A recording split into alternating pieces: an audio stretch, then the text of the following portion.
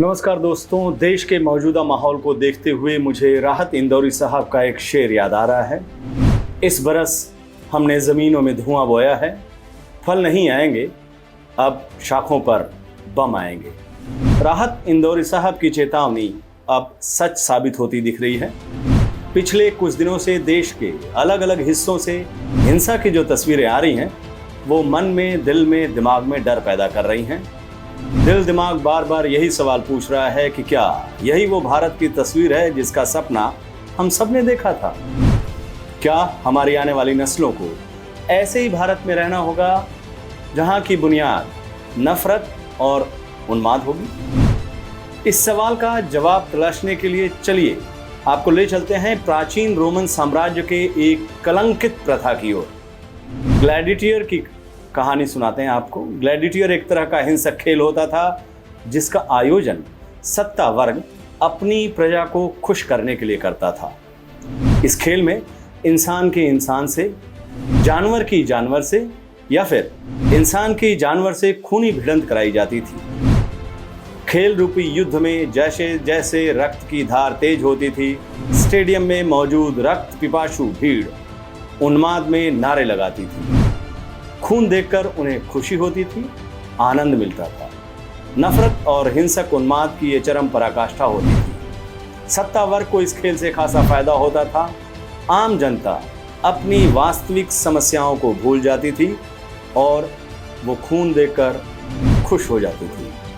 Gladiator की इस हिंसक चाल, चेहरा और चरित्र पर नजर जमाते हुए आप अपने आसपास के आज के माहौल को देखिए, सोशल मीडिया को देखिए, देश की टीवी चैनल पर चलते हुए उन्मादी और भड़काऊ डिबेट को देखिए।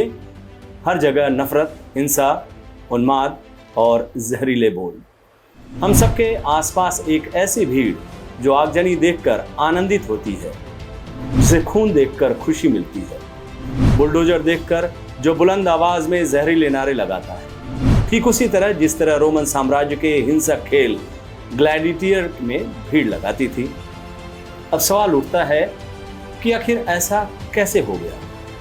अपना जो हिंदुस्तान शांति, सद्भाव और भाईचारे के लिए पूरी दुनिया में विख्यात था, वो अचानक आग की लपटों में कैसे घिर गया?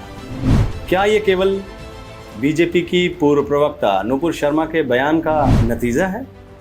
मोदी सरकार के पिछले 8 सालों के कार्यकलापों को गौर से देखिए, आपको इस तरह के हर सवाल का जवाब मिल जाएगा। देश के प्रधानमंत्री कब्रिस्तान के साथ शमशान बनाने की मांग करते हैं। कपड़े के रंग देखकर धर्म विशेष के लोगों को पहचानते हैं।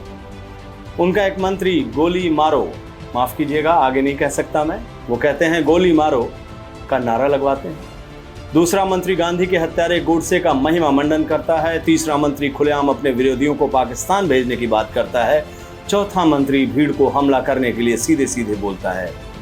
बीजेपी की आईटी सेल हजारों कर्मचारियों की मदद से रोज जहरीले और नफरत से भरे फेक न्यूज सोशल मीडिया पर फैलाती है। बीजेपी के उद्योगपति मित्रों ने जो न्यूज चैनल खरीदे हैं, उन पर दिन रात हिंदू मुस्लिम किया जा रहा है। इतिहास के आईने में आज के कड़वे सच को छुपाने के लिए रोज एक नया विवाद खड़ा किया जा रहा है।